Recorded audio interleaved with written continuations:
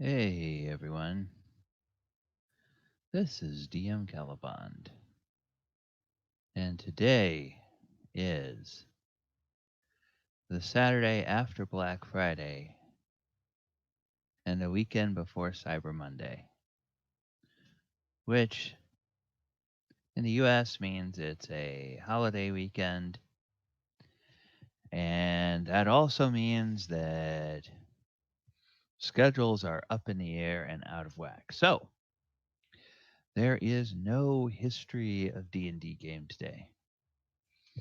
And tomorrow there will not be a session of the Walker of Waterdeep game either.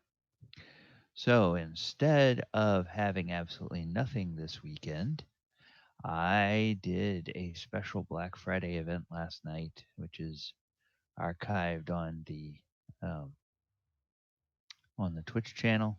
It was just a playthrough, sit down in one session, see how far we could get through the Lost Mines of Phandelver. And today, I wanted to talk about a game that I have in mind that I have been thinking about doing for a while for a couple of reasons. Um, and there's a couple of different ways I could do that. I could do this game. I have a homebrew game that is set in Waterdeep, that is set parallel to the timeline of the published adventures that Wizards of the Coast has released. And when I started that game, I thought, well, I could kind of go through those adventures scene by scene and sync up the timeline and figure out what happened, figure out which NPCs um, have become more ascendant in power, which NPCs have lost some power, those types of things. And then it occurred to me I could either do that or I could actually play through all of these um, published adventures. And it would be fun to do those as a streamed campaign. So I am taking them in roughly the order that Wizards of the Coast has suggested. There is an actual published, well, it's a timeline out there, and I don't know how much it comes from Wizards of the Coast because I located it on a fan site, but it's a fairly popular fan site that has uh that let's see ba-ba-dum-ba-dum. um yeah, Forgotten Realms timeline, is that it?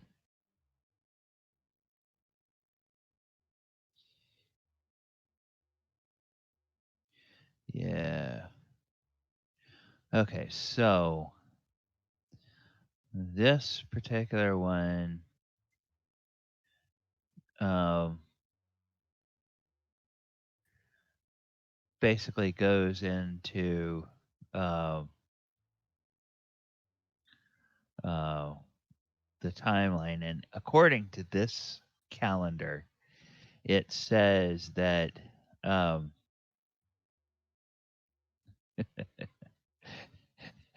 it almost makes it look like in the official timeline they want to minimize 4E as much as possible. So they say in 1479 DR, 4E began, and then in 1481 DR, 5E begins. Um, and they put 1481 as the official date for the Lost Mines of Phandelver setting. Then everything, there's a lot of non-adventure events that happen. And then in 1489, they say that the Horde of the Dragon Queen and the Rise of Tiamat begins. So I set my homebrew campaign to start in late 1488 because it's pretty clear, at least it seems pretty clear to me from the opening of Horde of the Dragon Queen that the uh, attack on Greenest happens sometime in the spring. At least it feels like it's a springtime attack. So fairly early in 1489 is when that happens. Um, and then um, it basically says that uh, bunched between 1489 and 1491 um, is the setting for the Princess of the Apocalypse, Out of the Abyss, Curse of Strahd, Storm King's Thunder, Tomb of Annihilation, Waterdeep Dragon Heist, Waterdeep Dungeon of the Mad Mage. Um, that kind of all takes place there. And then in 1492, um, it might be when Columbus sailed the ocean blue, but it was definitely when Baldur's Gate descent into Avernus happens. Now, what's interesting is that this calendar lists the Avernus um, campaign, but it doesn't have. I don't think it lists the Salt Marshes campaign. So somewhere in there, the Salt Marshes also takes place. So anyway, what my thought for this, there's two ways I can do this. Because I want my homebrew campaign to sort of feel the ripple effects of what happens in all of these different epic adventures the um, that the published adventures take, and perhaps even have a little bit of crossover where um, there's some opportunity for the um, players in my homebrew game to actually play some of the elements of the published adventures uh, in the way that they are um, written out. What I'm interested in learning is whether people would like to play the published adventures in survey mode. So, in other words, just like when you took your college courses or your high school courses in the Survey of American Lit, where it didn't go through the entire body of work of any one particular author or one particular um, period, it just would sort of dip into, okay, what was happening in the late 1700s and the early 1800s Civil War period, late 1800s, early 20th century, you know, the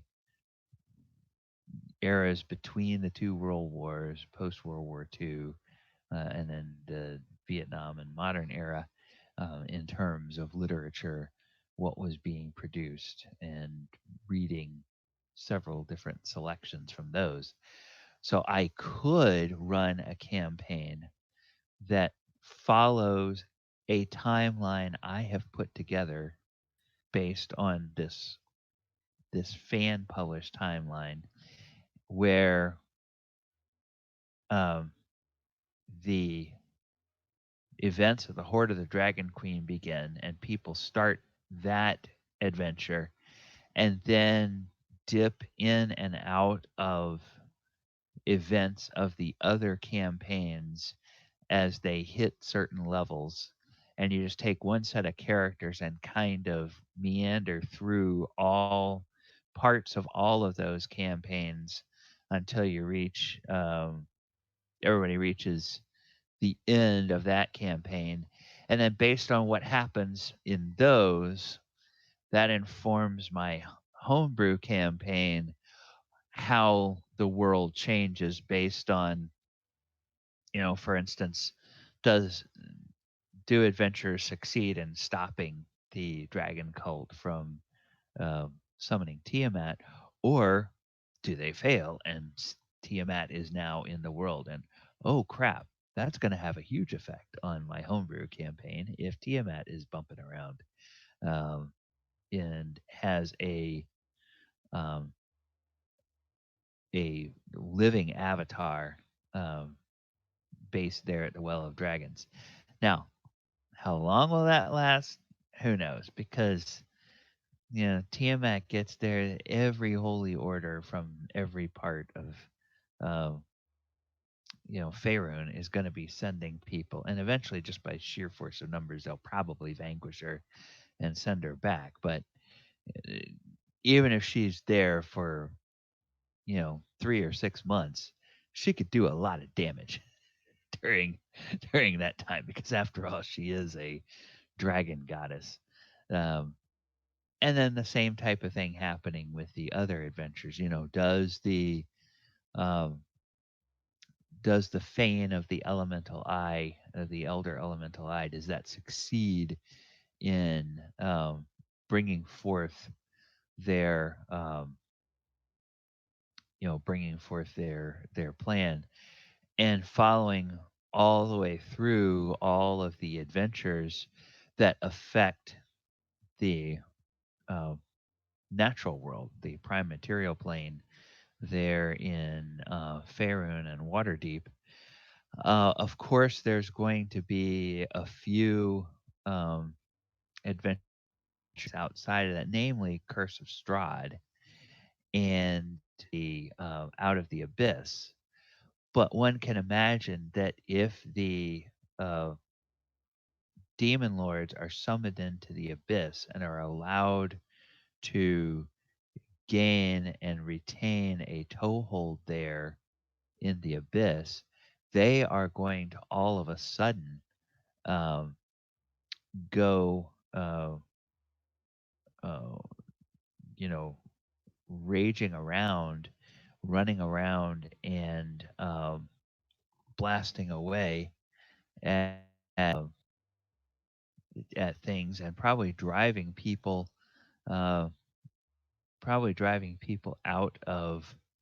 um, out of the um, abyss and into the natural world. So you might wind up getting uh, people come out of, get Drow or Durgar or other types of people escaping these demon lords out of the abyss and coming into the world. And of course, that would then have an impact on my ongoing uh, homebrew campaign. So the idea is whether it would be better to play through um, all of the published adventures in that survey style, dipping in and out of those as people level, because some of them go all the way up to like the final tier of the game, level 17 through 20. Some of them only go up through level 10 or 11. And as those events happen there, I can then write into my homebrew campaign, oh, okay, at such and such a time, um, another group of adventurers failed to vanquish Tiamat, and now Tiamat is bumping around the Well of Dragons. This is the impact that has on your guy's story because it's all happening in the same world in the same timeline. Um, or um, they vanquished Tiamat, and now, okay, what effect does that have on the world? Um, so I'm looking at a couple of different ways of doing that. Today, I wanted to start taking a quick look at the Horde of the Dragon Queen and just see a little bit about that story, see how that would play out if uh, one were to go through that. I've got some of the um, obviously I've got some uh, uh, music going in the background here. Dun, dun, dun, dun, dun, dun. All right, so we all know that the first thing that happens is that people would go to the city of Greenest, and that city looks about like this. All right, so where shall we go? So go here. Okay.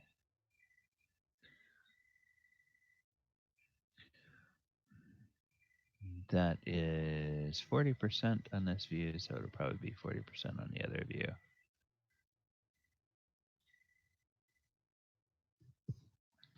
So let me change it on the.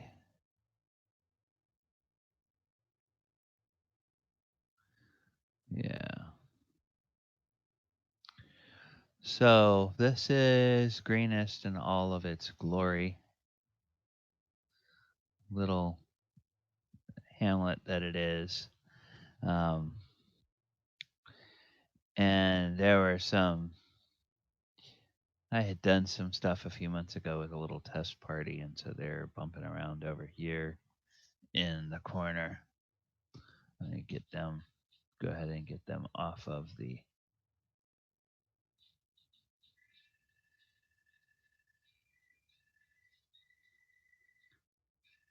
Yeah, get them off of the board there. So, obviously, Greenest gets attacked. Um, Party has to try to figure that out. Then they find out there's some dragon cultists involved, and the story gets underway from there. Um, and they have to figure out what um, the dragon cultists are all about. Now, at this point, I would presume that a lot of people have already played through um, part or all of these adventures. So the idea would not necessarily be um, to explore something new.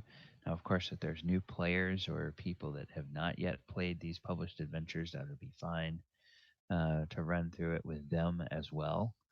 Um, the uh, thing that makes me most interested about this is being able to use uh, an actual instance of playing through a published campaign to inform what's happening in a homebrew campaign and just sort of keep the notes of the dates and everything that stuff is happening here.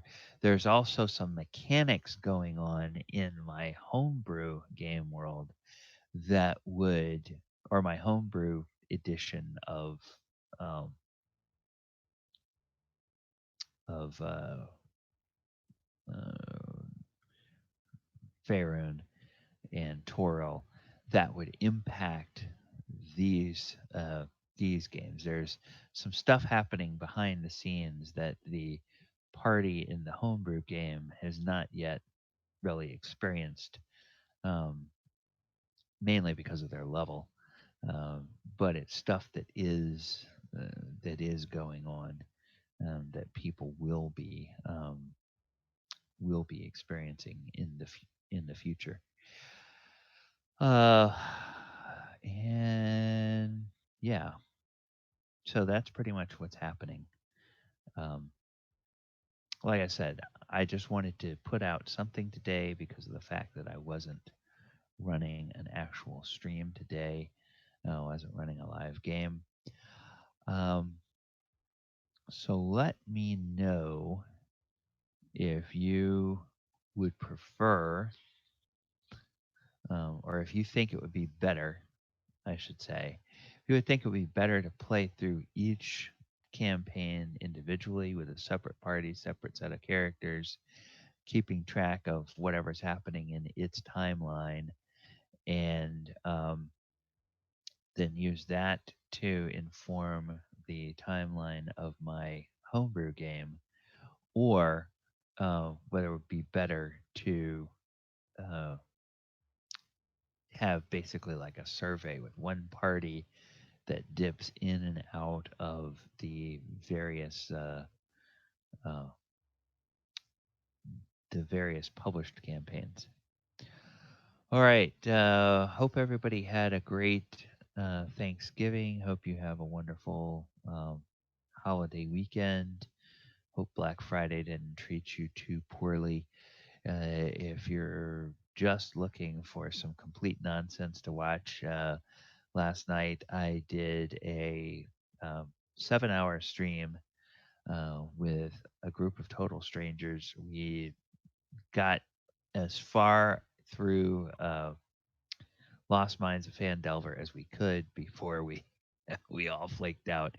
And because it started with a humongous party, that basically meant we got through the first full chapter of the game in 7 hours.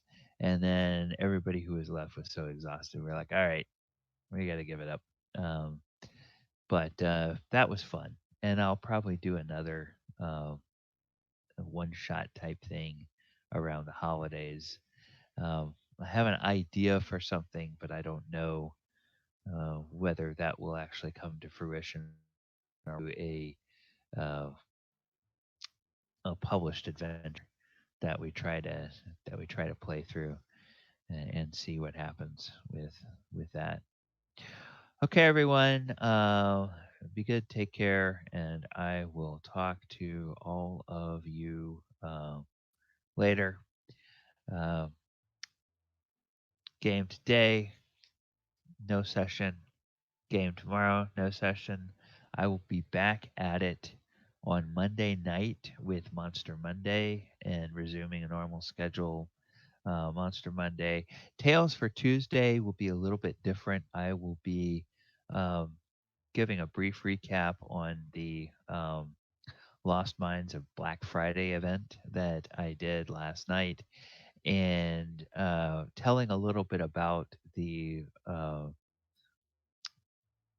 philosophy behind the history of D&D game and the story so far in the Walker of Waterdeep game. So that will be on Tuesday night. And I hope everyone has a safe travels if you are heading back home after this holiday weekend. And we will see you next time on DM Galabond plays D&D. Talk to you later. Bye bye.